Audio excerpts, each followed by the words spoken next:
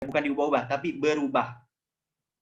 Sedangkan di Finlandia, yang saya baca dari catatan pendidikan di Finlandia, ya teman-teman bisa baca dan ada bukunya di Gramedia, bahwasanya kebijakannya itu permanen, tidak berubah, ya. Walaupun menterinya atau istilahnya menterinya itu berganti, tapi kebijakannya itu tidak diganti. Berbeda di sini ya. Menterinya ganti, kebijakannya pun ganti, otomatis mutu pendidikannya pun ikut tergoyah gitu. Ikut berubah. Ya. Jadi Finlandia dan Korea Selatan itu cerminan dari kemajuan mutu pendidikan dunia. Itu cerminnya gitu. Makanya kita berusaha untuk menciptakan mutu pendidikan yang baik, yang layak untuk anak-anak gitu, peserta didik kita. Dengan apa? Merdeka belajar salah satunya. Nah, kemudian kita lihat dua gambar ini teman-teman ya. Kita simak gambar ini. Tuh. Yang kedua ada dua gambar ya. Teman-teman bisa lihat ada gambar tantangan dan ada gambar strategi pemajuan pendidikan. Nah, kenapa sih ada tantangan dan strategi? Kenapa nggak harus strategi aja gitu? Karena kita mikirnya tantangan itu sulit gitu. Tantangan itu tidak mungkin bisa kita lewati. Padahal ketika kita lihat gambar ini nih ya, gambar pertama ini, tantangan ini ya, kita ambil gambarannya deh ya. Dua tebing ini adalah tebing yang hancur ya. Tebing ini kita ibaratkan adalah seorang guru ya, pendidik. Nah, guru itu adalah jembatannya siswa gitu untuk mencapai keberhasilan ya. Nah, orang ini kita ibaratkan adalah siswanya, peserta didik kita ya. Kemudian ketika teman-teman memperhatikan, di sini sudah ada impossible ya. Ketika kata tidak mungkin berubah menjadi possible. Ya, berubah menjadi mungkin atau bisa ya. Yang tadinya tidak mungkin menjadi mungkin. Kenapa? Karena ya, tantangan ini kita sudah lewati. Gitu. Tantangannya apa? Nah, guru nih contohnya, tantangannya apa nih? Guru harus mampu menggunakan aneka macam metode dan pendekatan yang cocok dengan kepribadian peserta didik. Kadang-kala nih teman-teman ya, ada guru yang sukanya mengeluh gitu, nggak mau yang namanya itu beradaptasi dengan keadaan gitu. Apalagi sekarang kita itu sudah masuk ke revolusi industri 4.0 ya, di mana kemajuan teknologi itu didasari oleh perkembangan zaman ya. Ketika saya masih duduk di sekolah menengah kejuruan ya, kebetulan saya adalah lulusan IT. Guru saya pernah berkata bahwasanya teknologi itu setiap menit itu beradaptasi atau mengupgrade ya, atau berkembang setiap menit tuh teman-teman. Bayangkan kalau kita tidak mampu beradaptasi dengan keadaan gitu, tidak mampu menyelesaikan tantangan yang ada, apakah impossible ini berubah menjadi possible? Tentu tidak. Ya, makanya sebagai pendidik ya, kita mampu menyelesaikan tantangan ini gitu. Contohnya ya, guru menggunakan aneka macam metode dan pendekatan. Metode apa? Metode pembelajaran dan pendekatan yang cocok dengan kepribadian peserta didik gitu. Ya.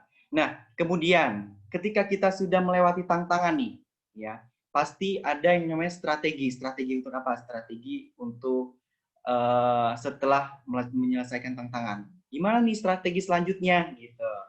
Ya, bukan hanya menyelesaikan tantangan, tapi gimana nih strateginya untuk kemajuan untuk pendidikan. gitu ya. Nah, ada beberapa strategi di mana kita harus pahami dan kita harus mengerti gitu. Dan kita harus banyak-banyak belajar dari strategi ini. Yang pertama adalah mengubah belajar menjadi sebuah pengalaman yang menyenangkan ya. Ubahlah belajar itu menjadi sebuah pengalaman yang menyenangkan, bukan belajar itu sebuah pengalaman yang menakutkan bagi peserta didik gitu ya. Banyak sekali guru-guru yang mungkin kita bisa sebut guru kaleng kosong. Kenapa? Ya tadi saya cerita ya, ketika saya menanyakan kepada teman-teman, teman-teman pernah menemui guru yang datang ke kelas, ngasih tugas lalu pergi. Nah, itu kan guru kaleng kosong. Ya. Ketika dia memberikan tugas, anaknya tidak mengerti, peserta didiknya tidak mengerti, dan tidak mengerjakan yang diberikan oleh guru karena tidak ada penjelasan sama sekali, gurunya marah. Gurunya marah. Dan marahnya itu tanpa sebab gitu. Ya, asal marah. Kamu gimana sih? Kamu niat belajar nggak? Gitu. Loh, yang patut disalahkan guru atau peserta didiknya? Coba menurut teman-teman tuh. Yang patut yang patut disalahkan tuh gurunya atau muridnya? Gurunya introspeksi, Ustaz. Ya?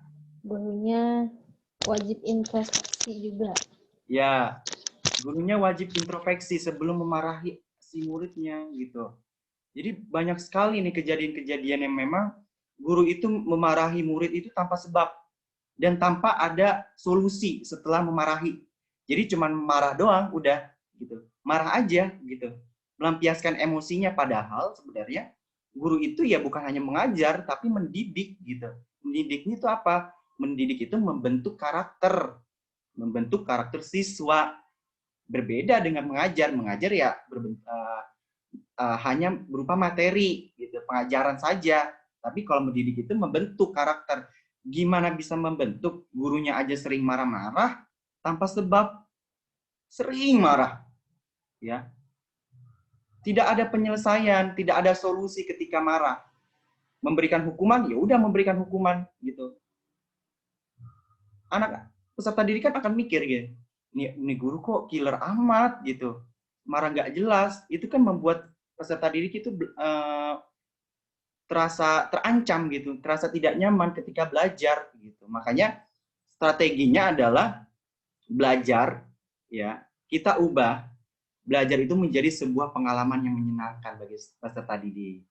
Contohnya ketika di dalam pelajaran kita mengadakan games gitu, atau nyanyi dulu deh gitu, atau ice breaking atau bridging dulu deh gitu. Itu kan sebuah pengalaman yang menyenangkan bagi anak-anak gitu. Bukan hanya di sekolah dasar saja, tapi di tingkat-tingkat yang lebih tinggi gitu loh. Ya. Nah, yang kedua adalah guru sebagai fasilitator. Ya, kadangkala kita sebagai fasilitator itu kayak ogah-ogahan gitu, memberikan apa yang kita tahu gitu, pengetahuan yang kita dapat gitu. Contohnya seperti gini loh. Ada guru yang pilih-pilih murid. Nah, itu nggak boleh tuh. Kita kan sebagai fasilitator. Ya namanya fasilitator itu yang memberikan fasilitas yang baik gitu, memberikan pengarahan dan aturan yang baik gitu. Itu kan sebagai fasilitator tuh. Ya, memberikan pelayanan gitu yang baik gitu istilahnya, ya. Apakah disebut guru kalau pilih-pilih murid? Kan kita sebagai guru, sebagai fasilitator. Ya kan? Nah, jadi sebagai guru kita harus menjadi fasilitator yang baik untuk peserta didiknya gitu. Jangan ogah-ogahan nih kita mau memberikan ilmu tapi kita kayak, ih gue ngapain nih memberikan ilmu gitu kan. Ih saya ngapain nih memberikan ilmu gitu. Anak-anaknya aja nggak memperhatikan saya gitu. Terlepas dia memperhatikan atau tidaknya, yang terpenting kita sudah memberikan fasilitas yang baik gitu, memberikan pelayanan yang baik kepada peserta didik itu. Gitu loh. Jadi eh, itu sebuah strategi pemajuan pendidikan gitu, pemajuan mutu pendidikan. Yang pertama tadi ada mengubah belajar menjadi sebuah pengalaman, kemudian guru adalah sebagai fasilitator, dan yang ketiga adalah sebagai agen untuk seluruh pemangku kepentingan. Gimana? Kita lihat dari kata agen, ya. Guru itu adalah agennya perubahan. Ya. Sebelum kita merubah peserta didik kita rubah dulu nih diri kita. Kita rubah dulu nih metode yang kita gunakan dalam pengajaran kita, dalam belajar dan pembelajaran kita di dalam kelas. Ya, kita ubah nih mutu pendidikannya gitu supaya nanti pendidikan di Indonesia itu maju gitu loh. Jadi sebagai agen untuk seluruh pemangku kepentingan. Kepentingan apa? Kepentingan umum gitu, rasional, luas, universal gitu. Nah, kemudian yang keempat adalah pedagogi berbasis kompetensi dan nilai-nilai, baik itu nilai kurikulum dan penilaian gitu. Jadi alhamdulillah di pesantren masyarakat digital ini teman-teman ya, kita menggunakan penilaian keterampilan 4C, di mana keterampilan ini digunakan pada abad 4 pada revolusi industri 4.0. Ya. Bukan hanya saja kita membutuhkan nilai raport yang tinggi, tapi kita membutuhkan skill keterampilan yang baik gitu. Agar nantinya apa? Agar nantinya lulusan kita, ya, anak didik kita itu mampu menciptakan generasi emas gitu. Mampu melahirkan generasi emas yang apa? Yang mampu bersaing gitu. Ya. Yang mampu bersaing gitu, baik dari pengetahuan, keterampilan, adab gitu, budi pekerti. Nah, itu kan kita satukan. Nah, itu sebuah strategi bagaimana kita bisa menciptakan generasi emas Indonesia di era digital seperti ini. Dan itu adalah sebuah strategi pemajuan mutu pendidikan yang lebih baik gitu. Nah, yang saya jelaskan ini adalah pembuka nih teman-teman tentang Merdeka Belajar. Sebenarnya Merdeka Belajar itu sangat luas teman-teman. Ya, pembahasannya itu sangat luas gitu. Bahkan ketika saya mengikuti webinar tentang assessment ya Merdeka Belajar, ya itu tidak cukup, pembahasan seperti ini tidak cukup teman-teman. Ya, Merdeka Belajar itu sangat luas artinya. Tapi tidak apa-apa, ya kita masih belajar, ya agar nantinya kita bisa menciptakan mutu pendidikan yang baik gitu dan menciptakan generasi emas yang baik di era digital seperti ini. Nah, yang terakhir adalah strateginya adalah bebas berinovasi, ya. Tidak ada rasa terkekang sama sekali peserta didiknya, ya. Jadi ada nih kejadian, mungkin ya, saya pernah melihat ketika saya pernah berkunjung ke salah satu sekolah, ya, ketika saya prakrin, ya, PKL, di mana siswa ini, saya tanya kepada siswa ini gini loh, Dek, kamu kok nggak belajar gitu? Kamu kok nggak membuat hasil karya seperti anak-anak yang lain? Iya Kak, saya dihukum karena saya tidak menuruti apa kata guru saya. Padahal tujuannya adalah membuat prakarya. Kan prakarya itu bebas kan? Ya, prakarya itu kan bebas, tidak perlu nurut apa kata guru gitu. Yang penting kan prakarya, kerajinan gitu. Saya tanya lagi, kenapa? Saya dihukum karena saya tidak sesuai dengan kemauan gurunya. Loh, di mana letak kebebasan berinovasinya? Makanya tadi saya bilang, jangan jadi guru kaleng kosong. Memarahi tanpa solusi.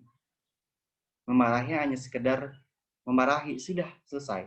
Tapi Pak, sebenarnya memarahi itu ya harus ada solusi dan cara penyelesaiannya. Gitu. Bukan hanya sekedar menghukum, tapi tidak ada titik terangnya gitu, tidak ada titik jeraknya agar anak itu tidak mengulangi lagi. Kan mungkin ada ya guru yang hanya memarahi saja tanpa ada solusi gitu yang tadi saya bilang gitu loh. Nah, kemudian ya kita sudah mengetahui nih ya tantangan dan strategi pemajuan pendidikan. Nah, teman-teman, pembahasan yang ketiga adalah menyiapkan generasi emas. Nah, menyiapkan generasi emas. Ya. Nah, bagaimana caranya menyiapkan generasi emas? Bagaimana cara menyiapkannya? Nah, yang pertama adalah menyiapkan generasi emas dimulai dari hal yang kecil. Ya. Contohnya menanamkan rasa kepada anak, rasa tanggung jawab, rasa empati, terus humanis. Nah, dan alhamdulillahnya teman-teman, di PMD ini kita sudah sudah melakukan bukan melakukan ya, tapi menanamkan nilai-nilai akidah, syariah dan akhlak gitu. Kenapa? Karena kalau misalkan kita tidak tanamkan sejak dini, ya sejak seusia dini lah gitu, seusia dasar atau tingkat taman kanak-kanak, gedenya mau jadi apa nantinya kalau kita tidak tanamkan tidak tanamkan nilai-nilai akhlak dan akidahnya gitu loh. Jadi mulai dari hal yang kecil tadi contohnya rasa tanggung jawab, amanah, humanis dan empati. Nah, itu kan salah satu upaya kita untuk menyiapkan generasi emas gitu. Nah, yang kedua adalah berani memulai ya. Tanamkan kepada siswa ya rasa kepercayaan diri ya. Kadang ya anak seusia itu kayak malu-malu, tapi tidak sepenuhnya ya. Kadang ada anak-anak seusia mereka itu malu untuk mengutarakan pendapatnya gitu kan. Apa karena mungkin dia tidak bisa mengutarakan atau mungkin bahasanya belum nyatu gitu kan. Nah, kita sebagai pendidik harus bisa menanamkan rasa percaya diri kepada anak gitu ya. Contohnya seperti apa? Alhamdulillah di pesantren masyarakat digital ini kita kita pernah memberikan sebuah tantangan di mana tantangan ini yang nantinya akan dipresentasikan oleh si siswanya gitu. Nah, itu kan sebuah penanaman rasa kepercayaan diri terhadap anak ya di usia dini gitu, di usia yang masih kecil gitu, yang masih rendah gitu. Tidak apa-apa gitu, tidak apa-apa. Itu kan salah satu upaya kita untuk menyiapkan generasi emas yang unggul gitu di era digital seperti ini. Ya, jadi jangan khawatir teman-teman, jangan khawatir nih kita sebagai pendidik. Dia mah nggak bisa nih pasti presentasi, bahasanya juga masih gagak gugu gitu. Tapi tidak, ya. Tapi kita harus percaya bahwa anak yang kita didik itu akan berhasil di kemudian harinya dan bisa menjadi generasi emas yang unggul dan mampu bersaing di era digital. Kita harus yakin gitu. Karena semua anak itu mempunyai kelebihan, teman-teman. Jangan kita menilai dari kekurangannya saja, tapi menilai dari kelebihannya. Kita lihat kelebihannya saja, jangan lihat dari kekurangan. Kalau kekurangan, kita juga sebagai guru punya kekurangan. Gitu. Lihat saja kelebihan, gitu. Dan sumber dan potensi yang ada gitu di dalam diri si peserta didik. Nah, yang ketiga adalah lihat lingkungan sekitar. Ya, lihat lingkungan sekitar nih. Ini sebuah tantangan yang besar nih, teman-teman. Menyiapkan generasi emas dan lihat lingkungan sekitarnya. Kadang-kala lingkungan sekitar di sekolah tempat kita ngajar, oke, baik. Tapi kita lihat lagi nih di lingkungan yang di rumahnya seperti apa gitu kan, kita nggak tahu ya kan, kita tidak tahu gitu lingkungan di rumahnya itu seperti apa. Tapi kalau di lingkungan sekolahnya ya oke, baik gitu, tidak ada masalah. Tapi kita lihat juga lingkungan di rumahnya bagaimana gitu loh. Ya, itu sebuah tantangan yang besar tuh bagi pendidik untuk menyiapkan generasi emas yang unggul dalam era digital seperti ini. Oke. Kemudian, kemudian yang keempat adalah bermanfaatlah untuk lingkungan sekitar. Nah, ini penting juga nih teman-teman. Bermanfaatlah untuk lingkungan sekitar. Ya, di PMD itu kita sudah tanamkan. Ya, dengan apa? Dengan yang tadi saya sebutkan, humanis dan empati kepada orang lain, gitu kan, berbagi sesama. Nah, itu kan bermanfaat untuk lingkungan sekitar. Bukan hanya saja kita menanamkan kepintaran secara nilai gitu, tapi kita menanamkan yang tadi saya sebutkan di slide sebelumnya gitu. Ada rasa tanggung jawab, amanah, dan bisa bermanfaat untuk lingkungan sekitar gitu. Nah, yang kelima adalah dukung setiap anak supaya percaya. Bagaimana? Nah, kita lihat dulu nih, ya, diri kita. Kita sudah percaya diri belum? Gitu. Ya, kita sudah percaya belum dengan diri kita sendiri? Ya, kalau sudah, oke. Berikan kepercayaan itu kepada anak. Karena kan kita itu sebagai cerminan anak kan di sekolah. Ya. Jadi pengikutnya itu ya peserta didiknya gitu. Makanya dukung setiap anak supaya percaya. Ya, tanamkan rasa kepercayaan itu terhadap anak-anak agar mereka nyaman dengan kita. Nah, itu kan salah satu upayanya juga tuh untuk menyiapkan generasi emas. Dukung setiap anak supaya percaya. Dukung apa? Dukung misalkan dia punya potensi nih. Misalkan dia punya potensi yang misalnya di bidang musik. Oh, kamu bagus sekali nyanyinya gitu kan. Oh, ibu percaya deh, bapak percaya deh kamu pasti menjadi musisi yang hebat gitu. Dia misalnya dia punya potensi penghafal Quran. Alhamdulillah ya gitu. Ustadz bersyukur nih punya siswa yang hafal Quran gitu. Semoga kamu bisa menjadi hafizah yang baik, yang bisa berguna bagi agama maupun negara. Nah, itu kan sebuah dukungan gitu agar anak percaya gitu kepada dirinya sendiri. Itu jangan seperti gini. Kamu mah nggak bisa, kamu ganti aja deh sama yang anak-anak yang lain. Nah, itu kan kayak ngerasa mematahkan kepercayaan anak gitu, terintimidasi gitu kan. Anak itu merasa seperti itu nantinya, terintimidasi gitu. Jangan sampai seperti itu ya, jangan sampai terlontar oleh mulut kita. Ya. Sekurang-kurangnya apapun, ya, jangan sampai kata-kata negatif itu keluar dari mulut kita.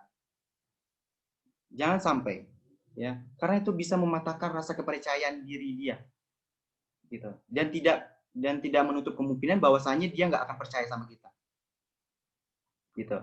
Jadi dukung setiap anak supaya percaya sama diri dia maupun kita sebagai pendidik. Nah, yang keenam ini yang terakhir nih teman-teman untuk menyiapkan ini. Dan yang keenam adalah beri ruang dan jam terbang kepada anak. Ya, beri ruang dan jam terbang kepada anak. Berikan kebebasan. Dia mau apa? Yang terpenting kebebasan itu hal yang positif gitu loh. Jangan mengekang anak gitu. Jangan mengekang peserta didik gitu. Melakukan hal apapun jangan gitu. Yang terpenting dia masih dalam ranahnya yang positif gitu. Contohnya mengembangkan potensi diri gitu kan. Mengembangkan passion dia. Silakan beri jam terbang kepada anak, beri ruang gitu. Jangan sampai kita larang, kamu jangan seperti ini, kamu nggak cocok di passion seperti ini gitu. Jangan gitu. Jadi ini adalah upaya kita menyiapkan generasi emas di era digital seperti ini. Ya, oke. Dan yang terakhir, materi yang terakhir adalah era digital. Pendidikan yang berbasis teknologi memerlukan sarana prasarana yang memadai. Ya, jadi pendidikan yang berbasis digital, ya, perlu sarana dan prasarana teknologi yang memadai. Karena apa ya? Kita kan digital, gitu kan. Teknologinya pun harus memadai, gitu. Prasarana-prasarananya juga harus memadai. Nah, pertanyaannya adalah apakah fasilitas pendidikan di Indonesia sudah memadai? Nah, saya memberikan kepada teman-teman pendapatnya deh. Coba saya mau bertanya, ya. Saya mau bertanya kepada Pak Rizal.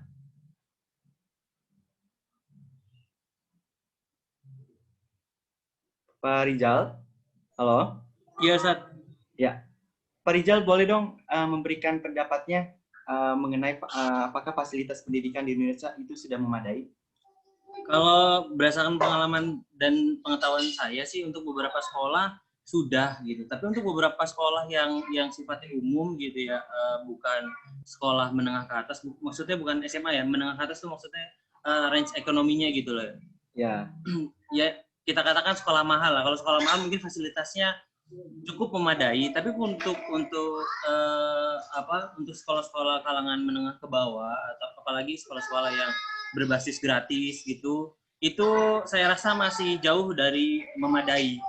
Ya. Kurang lebih gitu, Ustaz. Oke, betul. Ya, saya setuju juga dengan Pak Rizal ini, bahwasanya fasilitas pendidikan di Indonesia itu belum sama rata gitu ya, belum sama rata dan belum sepenuhnya memadai. Ya, karena apa? Kita kembali lagi di faktornya nih. Yang pertama kan tadi ada letak geografis dan ada kebijakan yang berubah-ubah. Nah, kita lihat dari letak geografisnya aja deh, gitu. Karena ini menyangkut dengan fasilitas ya, bukan mutu. Ya, kita lihat dari fasilitasnya deh. Fasilitas pendidikan di Indonesia itu apakah sudah memadai? Menurut Nadiem Makarim, belum sepenuhnya memadai. Kenapa? Karena letak geografis kita itu sangat luas, ya.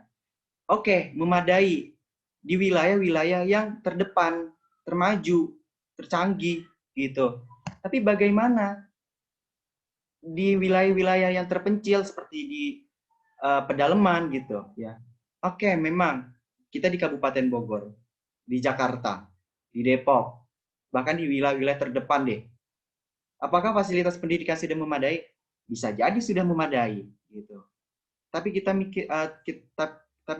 melihat ke belakang lagi deh. Yang tadi saya sebutkan, ya, bagaimana daerah-daerah terpencil yang akses internetnya pun terbatas, akses listriknya pun terbatas, akses jalannya pun terbatas, gitu. Jadi pada kesimpulannya, fasilitas pendidikan di Indonesia itu belum sepenuhnya memadai. Nah, itu sebuah tantangan kita bagaimana menciptakan dan menggagas Merdeka Belajar ini sebagai panduan dan acuan kita agar nantinya pendidikan di Indonesia itu mampu menaikkan peringkatnya, gitu. Ya, dalam skala kecil dulu deh, di Asia Tenggara. Kita mampu nih, pasti kita mampu bersaing dengan negara Singapura yang tadi peringkatnya pertama. Ya. Oke. Nah, kemudian ya, yang kedua adalah era digital. Maaf ya, fotonya belum saya ganti, sorry. Oke, di era digital. Nah, harus bagaimana di era digital 4.01, 4.0 ini, revolusi industri 4.0 ini? Nah, yang pertama adalah tetap memanfaatkan teknologi yang bisa dijangkau sekitar kita. Gimana maksudnya? Tetap memanfaatkan teknologi yang bisa dijangkau. Contohnya, laptop, infocus, proyektor. Nah, kalau ada di sekolah kita, ya udah kita gunakan dan kita manfaatkan sebaik mungkin, gitu. Nggak mungkin dong kita beli layar green screen, bukan kain green screen ya, tapi layar teknologi HFV gitu, yang mungkin teknologi itu digunakan dalam pembuatan film dalam studio, ya, layar green screen ya, bukan kain green screen. Nah, nggak mungkin dong gitu kalau misalkan budget kita terbatas. Nah, maka dari itu bagaimana cara menyikapinya? Yang pertama adalah tetap memanfaatkan saja teknologi yang bisa dijangkau di sekitar kita. Laptop, audio speaker, infocus, proyektor, atau bahkan yang ada di dalam sekitar kita. Tidak perlu memaksakan, gitu. Manfaatkan saja yang ada. Itu kan sudah termasuk digital juga kan. Sudah ada kemajuan juga, era digital dalam bidang pendidikan. Nah, yang kedua adalah memaksimalkan teknologi yang ada. Ini berhubungan dengan yang pertama nih teman-teman. Yang tadi memanfaatkan teknologi yang bisa dijangkau, kemudian kita memaksimalkan teknologi yang ada. Nah, memaksimalkan gitu. Jangan sampai ketika kita cuman punya laptop, infocus, proyektor atau proyektor gitu, ya udah nggak dimaksimalkan gitu. Udah didiemin aja gitu. Sampai lumutan gitu, sampai berdebu gitu. Enggak. Tapi kita manfaatkan, kita maksimalkan teknologi yang ada di sekitar kita, sumber daya yang ada di sekitar kita gitu loh. Contohnya ya menonton film pembelajaran gitu. Nanti agar anak bisa terhibur gitu dikala bosannya belajar. Itu kan memanfaatkan dan memaksimalkan teknologi yang ada dalam sumber daya yang ada gitu.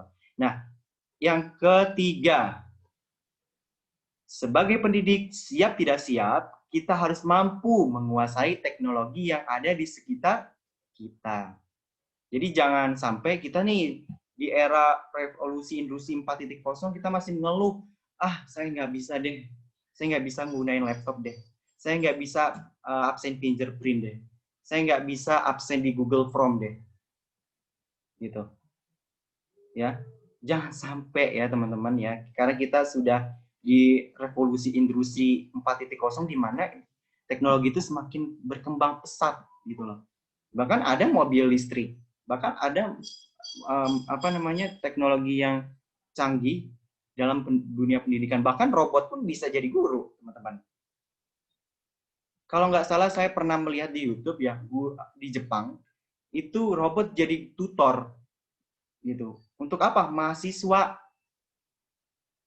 Kalau saya tidak salah lihat ya, itu jadi tutor gitu robot itu. Makanya kita jangan kalah dengan robot. Kita lebih pintar, lebih sempurna dibanding robot. Gitu. Otak kita itu lebih pintar dari robot. Nah, jadi kita harus siap bersaing dengan teknologi, harus bisa menguasai teknologi dengan sebaik mungkin. Nah, itu salah satu upaya kita untuk menyiapkan generasi emas Indonesia di era digital dan menerapkan merdeka belajar yang sesungguhnya yang berbasis digital dan teknologi. Karena Mas Nadiem Makarim ini terfokus pada pemanfaatan teknologi nih. Itu bukan manual lagi tapi teknologi. Karena kita sudah ya tadi saya bilang revolusi industri 4.0 gitu. Dan yang terakhir adalah jangan sampai anak-anak di lingkungan kita salah dalam memanfaatkan teknologi. Nah, itu yang penting sekali sebagai pendidik dan orang tua. Nah, pendidik dan orang tua mampu bekerja sama, bukan hanya sekolah saja.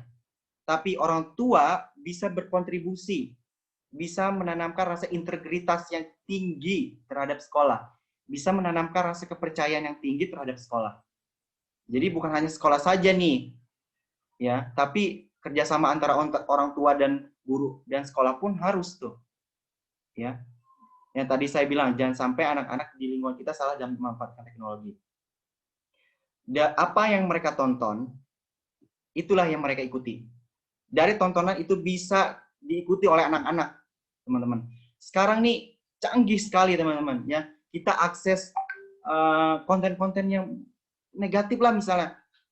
Gampang sekali tinggal klik link, kelar gitu kan. Keluar tuh iklan-iklan seperti itu. Apakah etis dilihat anak-anak seusia dini seperti mereka? Gitu. Kan tidak. Nah, makanya itu kita harus memanfaatkan teknologi dengan sebaik mungkin. Oke. Nah, itu dia teman-teman yang kita bahas pada kali ini ya. Semoga pembahasan yang saya sampaikan, diskusi yang kita sampaikan dapat menjadi acuan kita gimana caranya kita harus mampu mengubah mutu pendidikan di Indonesia ini lebih baik lagi dan menerapkan merdeka belajar dalam instansi atau satuan pendidikan yang ada di sekitar kita. Gitu. Oke, teman-teman, mungkin itu saja yang bisa saya sampaikan. Kurang lebih mohon maaf. Wassalamualaikum warahmatullahi wabarakatuh. Waalaikumsalam Waalaikumsalam warahmatullahi warahmatullahi wabarakatuh. Baik, terima kasih banyak Ustadz Adam materinya. Materi yang sangat menantang ya untuk kita nih, khususnya para guru gitu. Jadi tantangan ini bukan hanya jelas-jelas dialami oleh anak didik kita, tapi yang paling penting adalah kita nih gurunya gitu. Kalau boleh saya tarik kesimpulan, mohon maaf karena waktunya tinggal 2 menit lagi gitu ya. Jadi tadi mungkin udah diwakilin sama Pak Rizal gitu untuk sharing bersama.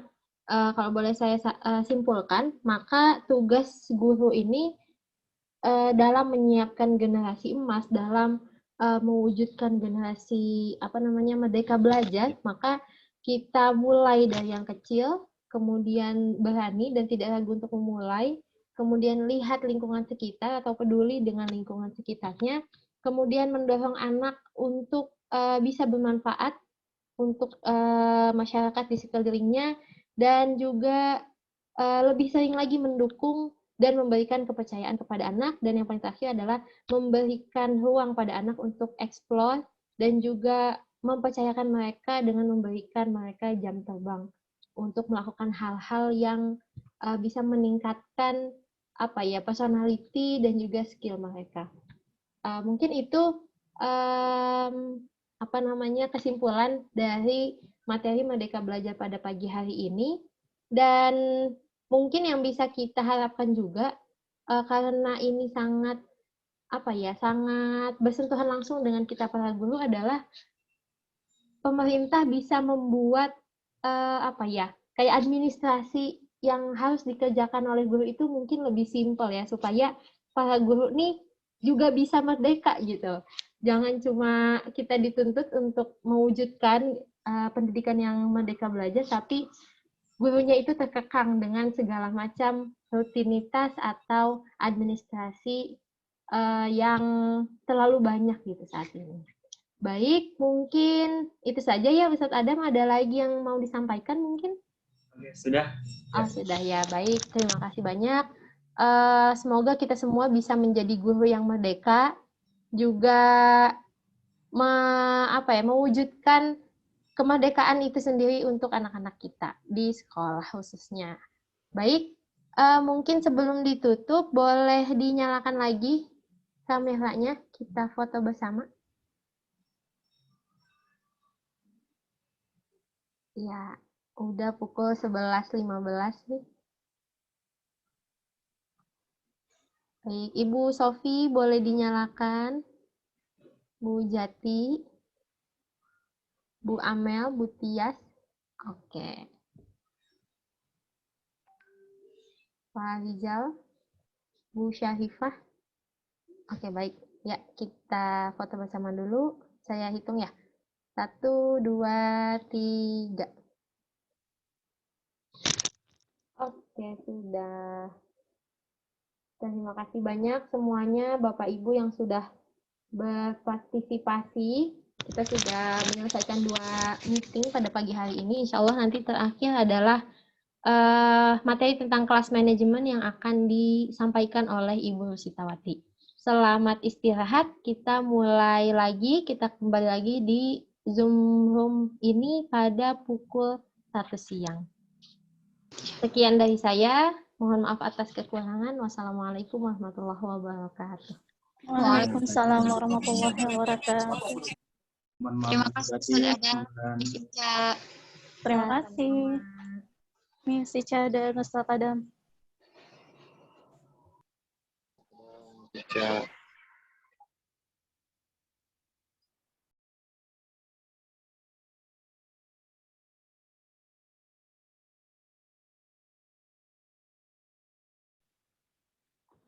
Warahmatullahi wabarakatuh.